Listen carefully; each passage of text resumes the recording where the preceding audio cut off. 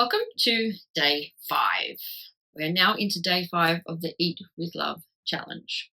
So, how did day 4 go? Did it feel a little uncomfortable sitting with your emotions and feeling your feelings and noticing them and just having a look at them from a different perspective?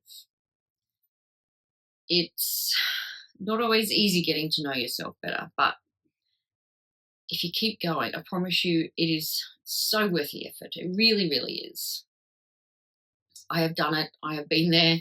I know what it feels like from both ends of the spectrum. And as much as I've got a ways to go with a lot of stuff still, I've also come very far, especially when it comes to food.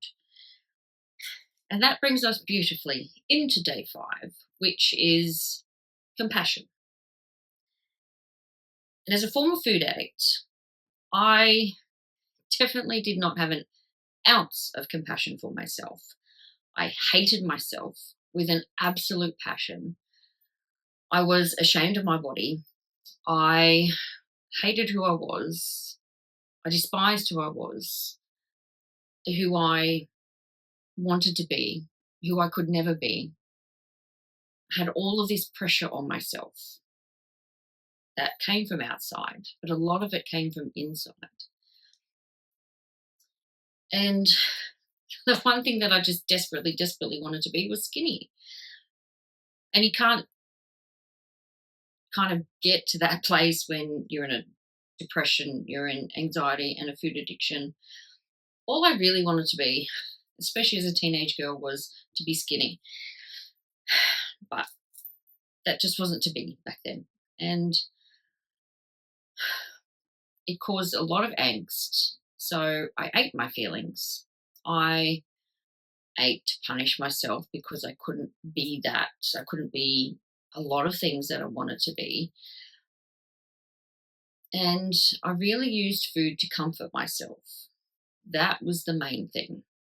And I had that realization a few years ago, driving home one day.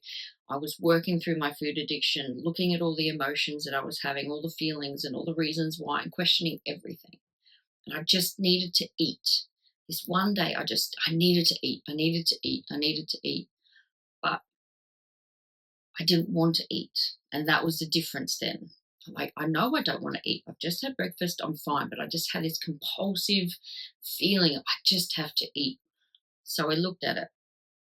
I realized what it was. And I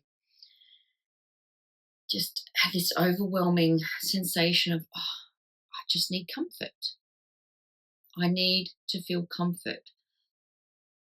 And I was really then able to start putting all of the pieces of the puzzle together to get the bigger picture of what my food addiction actually was. And I could then provide myself some compassion. I could give myself a little bit of love to continue working through it and continue to notice how my relationship with food was and who I was in it. And after many years of going within and looking at myself and all of the stuff that was inside of me, I discovered a version of myself that I found to actually be worthwhile, because I never felt that before. I just felt like I was worthless, hopeless, that I didn't deserve anything good. I didn't deserve to feel good. So I realized that I could feel capable, that I could feel real in a way that I never imagined myself to be able to ever to feel. I kept going with myself and looking within because I am here to do the work. I know that. I can feel that. I had a lifelong food addiction and I became a nutritionist. I have this attraction to food and I wanted to change what that attraction was. And you'd think that having a food addiction and being a nutritionist, well, that they would repel each other, but they've actually complemented each other very, very well.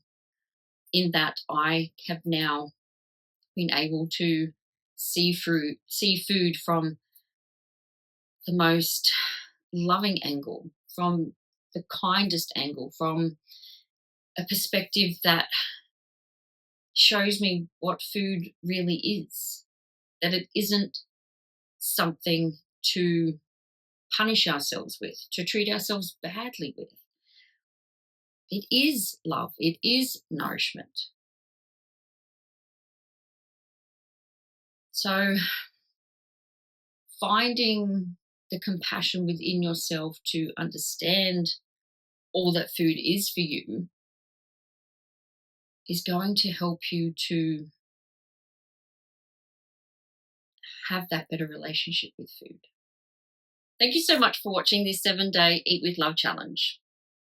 And if you'd like more ways to listen, learn, and love, then please subscribe to the Love Body Woman channel.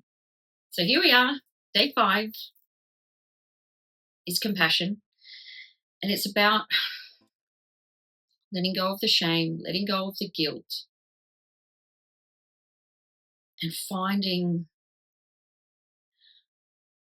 a connection to food that feels better for you. Giving yourself that compassion, giving yourself that love, that kindness, and the joy of what food can actually be and what you can be for food. So take a breath. Your challenge today is to take a breath, and you can say this either silently or out loud to your food, to yourself. Say thank you for nourishing me. Thank you for providing this food in front of me. Give it an appreciation, some gratitude, knowing that the food is going to respond to that, is going to come into your body, is going to go into your digestive system, and it's going to release that energetic feeling that you have put onto the food. It's going to give it back to you. This day 5 of compassion is letting go of the shame, as I've already said, of whatever food has been for you. Letting that go, beginning to release that. Because, as we talked about, that sort of stuff, all it does is put pressure on your body. It restricts your body. It tightens up your body. It makes you feel horrible feelings within your body. You don't want that while you're eating. You don't want that at all, but especially while you're eating. Your body really is doing its best for you every day, working underneath in the quiet on things that you have no idea about, doing all of the little jobs throughout your whole body to make sure that you feel good. So why not return that love?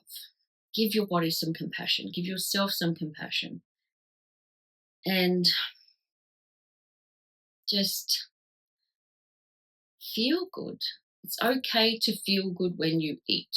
There's just too much stuff, as I've already talked about, that goes onto the plate, and then it goes in your body.